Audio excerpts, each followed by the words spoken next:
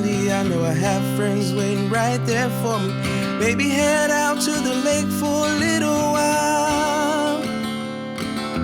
Tell you what, no matter where I've roamed, there's no better feeling than getting back home. Blue skies, back roads, great folks, and a friendly smile. I'll be here for you, and you're here for me, where even strangers treat you like family. Here for you, when skies are dark or blue. There's no other place I'd rather be. There's no other place I'd rather be. We're here for you at TVEC. Hello, everyone. Welcome to June. We're already more than a week into June. Hi, Leigh. Hello, Don. Hello, TVEC peoples. Yes, welcome to the Consider It Hot podcast for June. We're running a little bit late. That's my fault this month. And Gives us time to get acclimated. yeah, it is acclimated. Acclimated is the right word. And I have a quiz here. It's not a quiz. It's just random knowledge because I like random knowledge. The hottest average place on the planet. Where do you think that is? On the planet? On the planet. This planet. Is it a desert of some sort? Yeah, definitely. Sahara? Well, sort of close. Not, I mean, you're the right continent anyway. A place called Dalal. Okay. Pronunciation check. Dalal, Ethiopia. Average temperature 94 year round. Year round. That's the highest average. Of course, the hottest place I think was Death Valley. Wow. 130 something. Anyway, 94 year round. That's what we're going to be heading up to pretty soon. The guys out there on the poles will be sweating in their big rubber gloves. Oh, yeah. That's always interesting. That's certain. What about the hottest job? Hide the paper. You're It's not Consider It Hot podcast host? It is. I mean, that's hot, but this is temperature. Okay. Yes, temperature okay. hot. Let's see. Someone in a rainforest, possibly? No. In a steel mill or foundry. 1,000 degrees. No. So if you see any video and they're in these like metal suits that look very otherworldly, it can be 1,000 degrees around those furnaces, and they're in special suits. For people who aren't in special suits, linemen get up there. I mean, that's hot because they're in hot gear. Mm-hmm. But the one I found there is road crews and roofers who are standing on hot surfaces that get up. You know, the road gets really hot, the roof gets really hot, and yeah. So that's actually interesting that the steel job that you mentioned is not on the safety list of those that have the most safety issues. Well, I think I would just guess there aren't that many of them. So I don't know. Anyway, that is a big safety concern for us. And in the June Texas Co-op Power magazine, there are some helpful hints on signs of heat-related illness. So I think most people probably know those, but if you don't, check it out and be safe out there as we warm up. Also, watch out with your thermostat because that is going to get your electric bill higher. Right. Close those blinds and curtains. Yeah, we're always worried about that. Good stuff. You have a whole little graphic there that went out to is going to go out to member emails. Sizzling summer savings. Very good. What you got there? So on top of what we already talked about, also just change your air filters. Run your ceiling fans. Is it counterclockwise? Oh gosh, don't get me started. Blowing down instead of up. There you go. Blowing down. And then, if you're planning a summer getaway before heading out, make sure, like we said, raise that thermostat a few degrees. Make sure the lights and electronics are off. There's a note in here that says, consider using your water heater's vacation mode if available. Yes. I never knew about that. Or turn it off. Right. The water heater will continue to just keep that water hot for no good reason. Of course, depending on where you're going, you may want a cold shower when you get back. So there you go. You might forget to turn it back on for the first date. One more thing, while we're talking about the magazine, and we're having a fun intro time here. In the June magazine, one of our TVEC members. Oh, yes. Shout out to Jonna Hale. I don't know where Jonna is from. Oh, wait. Does it say Canton? She is from Canton. That's one of my neighbors. Yeah. Hi, Canton. Jonna said in the finish this sentence section, which is kind of in the front, finish this sentence. The greatest innovation of my lifetime is, and Jonna said, a phone with FaceTime. So we are living in the future with video phones. Some other comments in here. The air conditioner, which I don't know how old Miss Marilyn here is, but that was invented in 1902. So maybe she's just talking about widespread usage. Cell phones, coffee makers. I'm on board with that. And then ham radio, also older than probably a lifetime, but those are all great innovations. What is your answer to that? The greatest innovation in my lifetime. So well, first I want to say I love the old radios. I've got a collection of old AM, FM radios. But for me, I went through T9 texting, and that meant to say... You're not old enough to say the radio. Just, this is in my lifetime. There you go. Okay, sorry. But I remember having to type out, you would have to type the 7 4 times to get to a T, and you wanted to say just one word. It took your fingers quite a bit of action. And so just being able to, we can now talk to our phones and have it say whatever we want. And that's just great for all kinds of things. Right. Stuff like translation, automatic translation. I tried on some of the Ray-Ban AI glasses that can translate for you. Oh my goodness. That alone seems to be awesome for a trip or something. Anyway. And helpful, I would imagine. I was going to say the greatest innovation in my lifetime, and I'm a bit older, I'll just say. But I think it's still to come. I think it is going to be AI, and that is greatest in the sense of most impact. I don't know if that ends up for the positive or the negative, but we'll certainly see how it goes. Hey, you know what though? I believe it was Bill Gates or Steve Jobs. One of them said that people in the energy sector of their careers are safe from AI.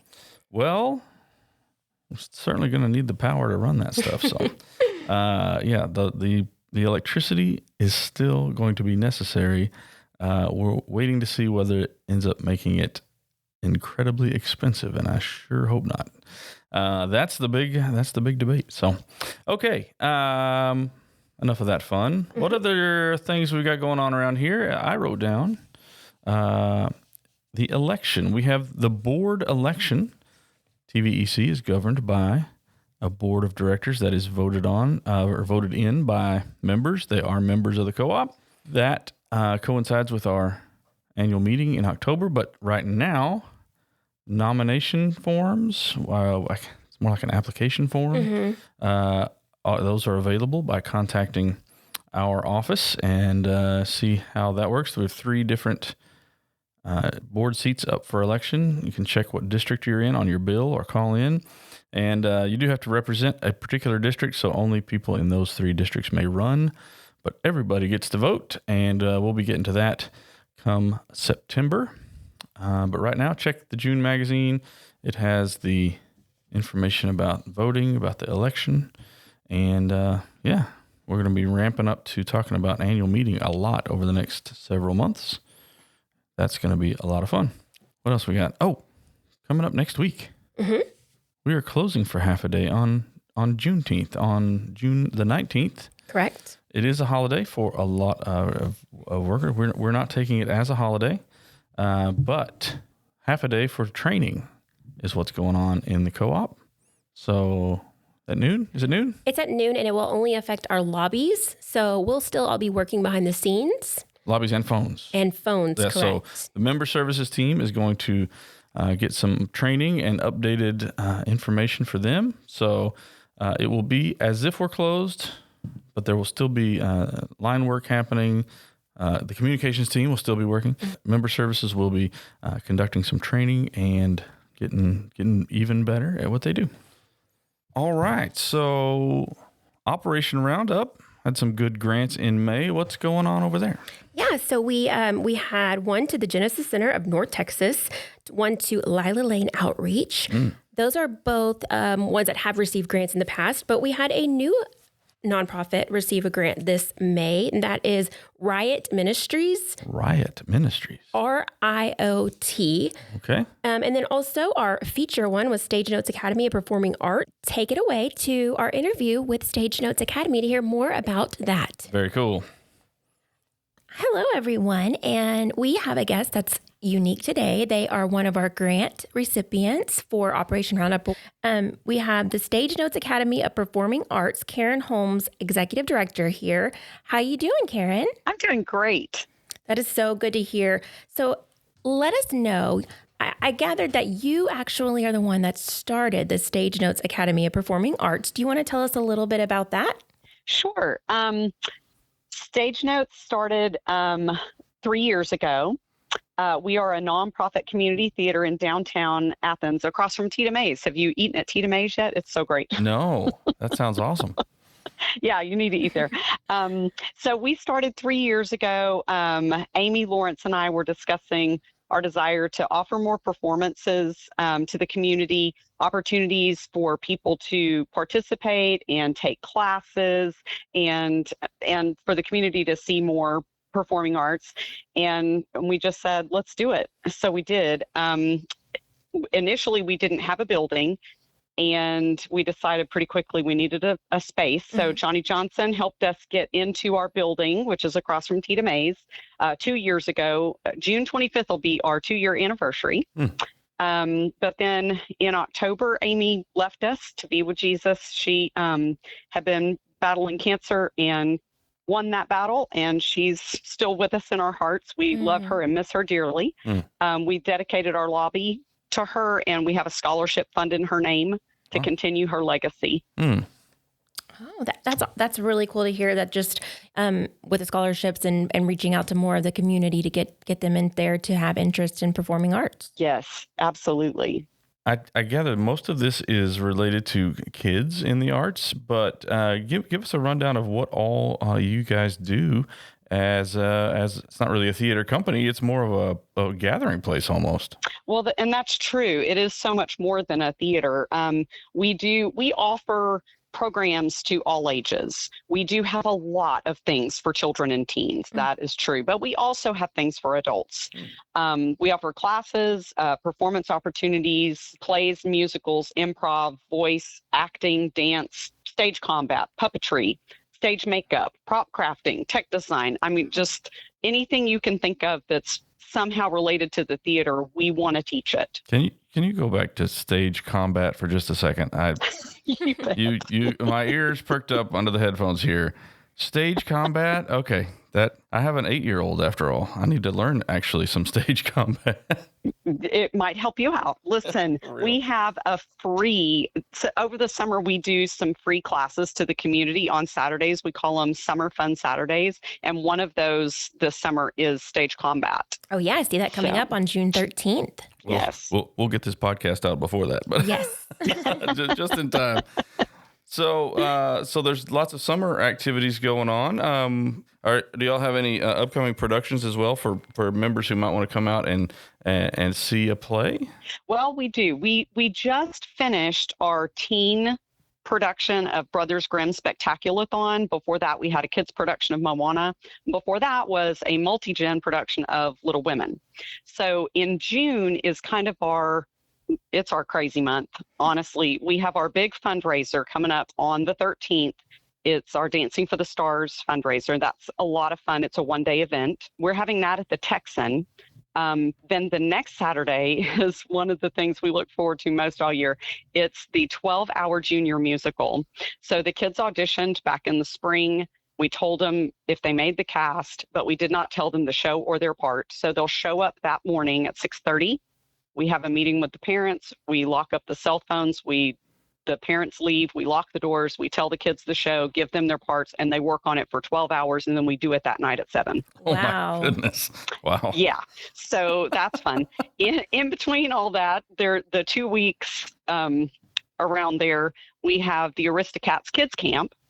So the kids ages like 6 to 13 can come do that. That's actually like a day camp. They come every day for 4 hours, and we work on the production of Aristocat Kids by Disney.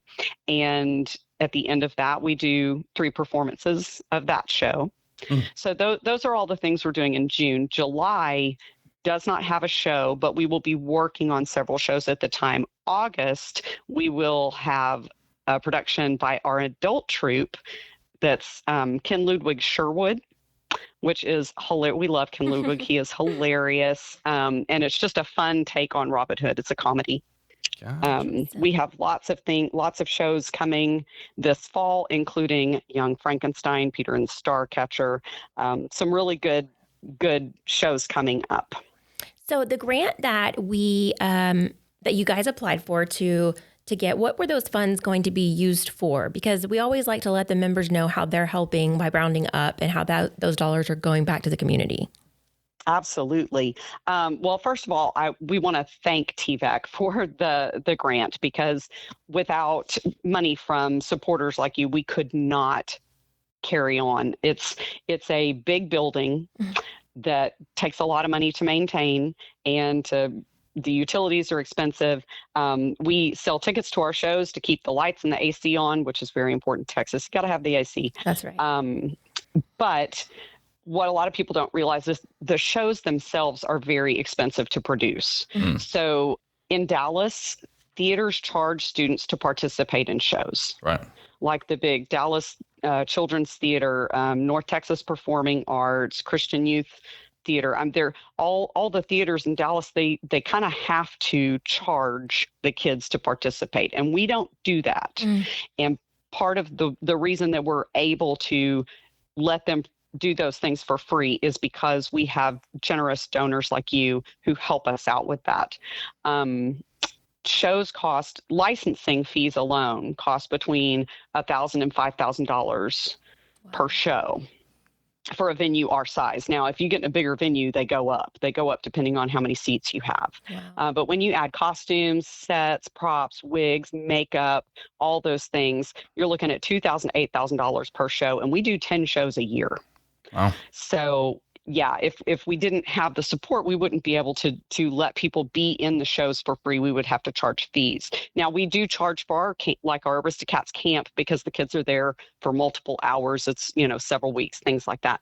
But being in a show, if you come audition to be in a show and then you're in the show, that doesn't cost anything. Now, we do have people that are 18 or older do a background check, and they have to pay for that themselves, but we give them free tickets to a show to kind of compensate for it. So it works out that it's free.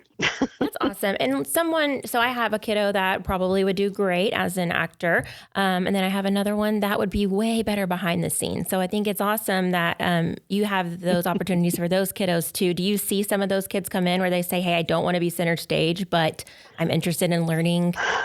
Absolutely, we do. We have people that are like, oh, I don't want to be on the stage. And we're like, oh, there's so many things you can do behind the scenes. And it can be super fun to be involved backstage. You can be part of the stage crew, moving set pieces around, managing the props, assisting actors with hair and makeup and costume changes, corralling children.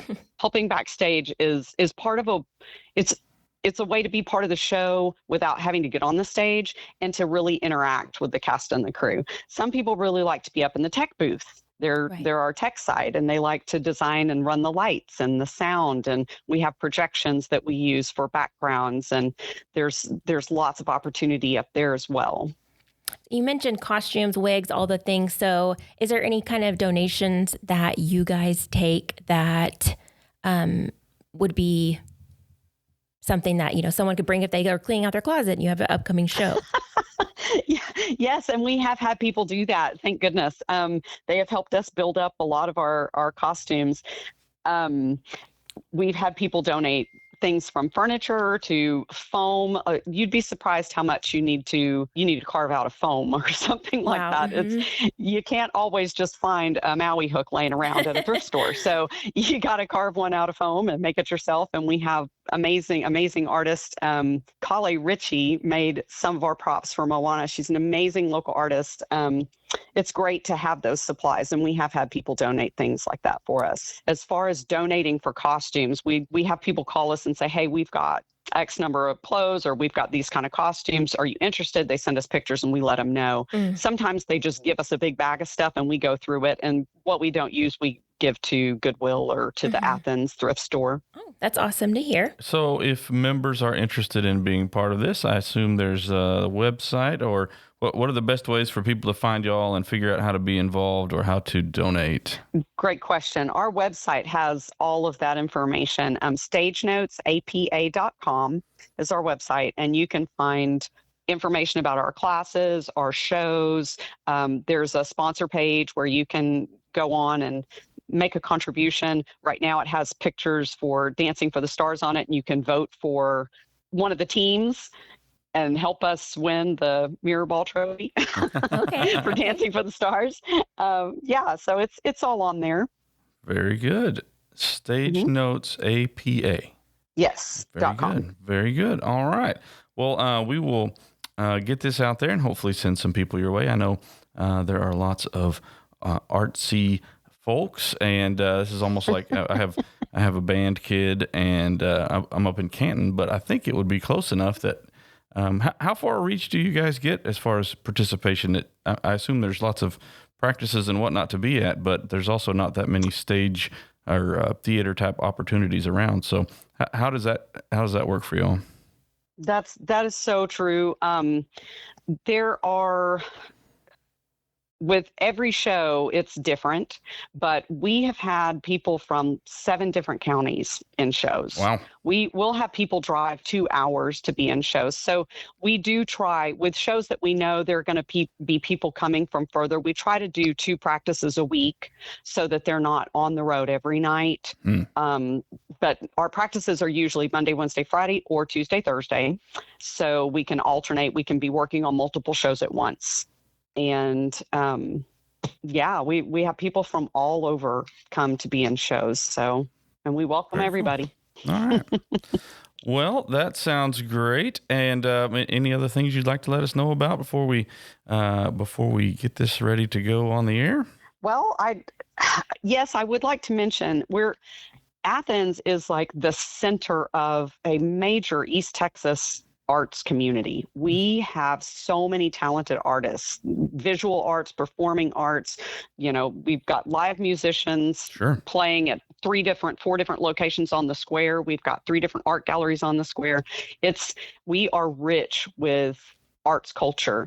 And so we are actually appealing to get Athens declared, I guess, certified. I'm not sure what the technical words are, but we're trying to get Athens certified, I guess, as an arts cultural district. Okay. So I think, let me tell you the official name. Like a state recognition? Athens.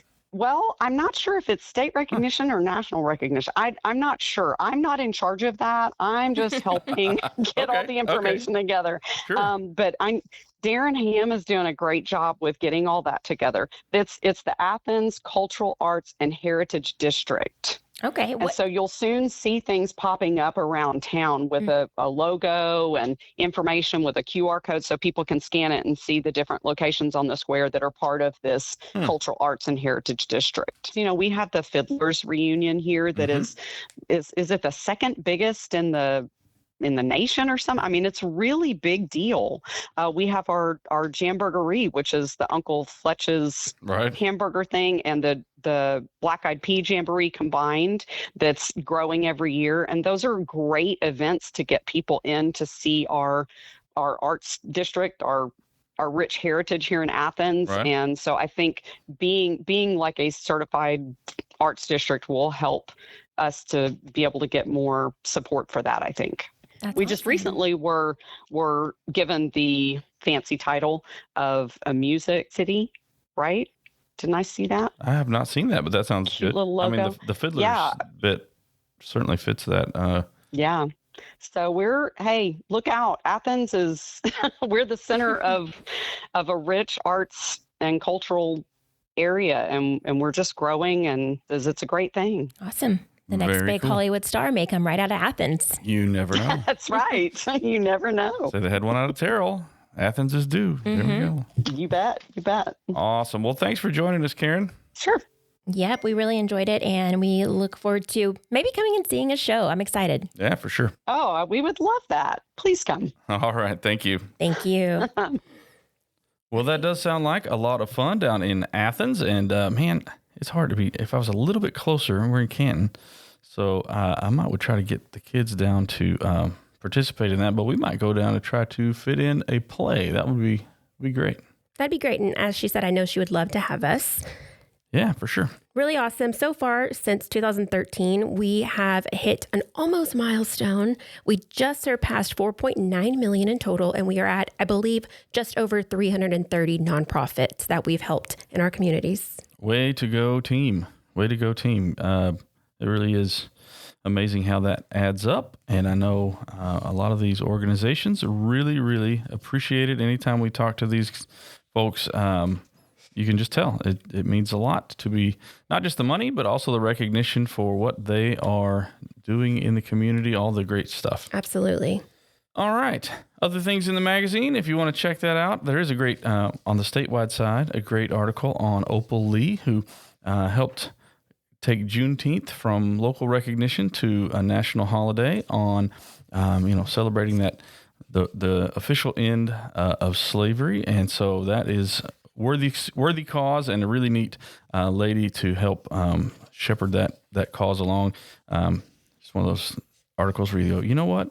I should meet that person. Just inspirational. Some other great Texas articles. And then once you get over here to the TVEC pages, I'm flipping through right now, you get to meet another inspirational person, and that is our own Sam Grimes. Sam, a longtime Kaufman County family, and Sam's been here a long time. I got to go out and take some pictures of him with his cows. That was fun. That is so cool. Yeah, he looks like he just came straight out of a Western. He pretty much did. It was a lot of fun to talk to Sam. Chris, man, his title now, DER and grid integration. That sounds a lot more complicated than just energy management, what he used to do. His title's in the future for sure. His title is in the future. I love it. Why timing matters. And we're going to get into more of this in the future as well, because energy demand costs really change when there's high demand. Our energy costs for the whole co-op goes up, and that changes our costs for the whole year. And we'll be getting into a lot more of that with upcoming communications about a thermostat program and some other things that are coming up. So look forward to that. But that Why Timing Matters article is very educational for setting up a lot of things that are coming. Member Service Minute from Cindy Moore. Love Cindy, and she has some great things to say. What else we got? If you are looking to actually become a team member here, we are hiring currently for a System Operator 3+. There's more information about that on our website, or you can reach out to Melissa Lewis and find out anything that you may have questions about for that position. Right. That's used to be called dispatch. They do so much more. So yeah, if you've got a little bit of computer savvy, a whole lot of people savvy, and we can train the rest. Yes, and the hours are starting off overnight. So important to think about. If that works out with your schedule, then you might be a good fit. Good point. That is that whole operations side of things is a 24/7 deal, and we certainly need people who can fit that schedule in there. The energy quiz, $100 you can win in the energy quiz. How far was the longest recorded lightning flash? Wow. This actually goes right into something I was going to talk about. Oh, what's that? Okay, I'm just real quick on that. Yes. It's much longer than you would think it would be. Mm-hmm. If that helps you answer, it's long. Anyway, okay, what were you up to? So June 21st through the 27th, it's Lightning Safety Awareness Week. And of course, when there's summer thunderstorms, those are common in Texas, lightning can get pretty serious. Mm-hmm. And lightning can strike miles away from where the storm actually is. I think that's really important to think about. Safest place to be during a thunderstorm, of course, is inside. We've got some more tips about staying lightning safety aware in our June member email that you can check out. And we'll, of course, post on social media during that week. That is good. Definitely stay lightning safe, including if you're out in a boat, those kind of things. You don't want to be out there. The Co-op magazine is full of food items. I was a little bit, I don't know. Do you need a recipe for sandwiches? The recipe section here is the art of the sandwich. And to be fair, the grilled straw nana hazelnut sandwich, which, at our house we call them peanut butter banana Nutella sandwiches. This thing is grilled up and looks like it takes that idea to a whole nother level. With the cost of everything, sandwiches are not a bad gig. Yeah. As long as you're not trying to put beef on them. Golly. Speaking of, where's the beef? Lineman lunch was at Carrera's Authentic Mexican here in Kaufman, Texas. If you haven't been to Carrera's, you're missing out. That's actually one of my wife's favorite place to get chicken enchiladas. Nice. She loves it, and that's sort of the standard for any other. I'm not saying there's not better places in the world, but it's the standard we go by to judge other Mexican food. And they have been consistent for years. If you've been there and Ishmael there, he is a fun guy to greet. And Sam, who we interviewed for the Here For You article, also recommended Carrera's because he's a local Kaufman guy. So there we go. And if you're thinking about taking your dad out for Father's Day, that is happening on June 21st, so don't forget. Oh, right. Father's Day. I have high expectations. It's actually the first day of summer as well, June 21st. Well, we'll make it. All right. Anything else you have this crazy summer month? I think just with the kiddos home, it's Home Safety Month. June is Home Safety Month, and that includes inside the home what we typically talk about, all of our normal safety things, but also summer months sometimes bring solar scammers. And while we're friends of solar, you want to make sure you contact us first if you have any questions about whether you should see if solar is right for you or not. It isn't right for everybody. It certainly doesn't make sense if you're getting a solar payment and an electric bill. So, yeah, let us help you out with that. Sounds like a great time to take off and go do some vacation-y things. And everybody stay safe out there. Stay cool. And we will see you in July. Yes, and offices will be closed in case we don't get our July episode out in time. We'll be closed July 3rd. Right, July 3rd for the holiday. Everybody have a great rest of June. See ya. I'll be here for you, and you're here for me, where even strangers treat you like family. Here for you, when skies are dark or blue, there's no other place I'd rather be. There's no other place I'd rather be. We're here for you.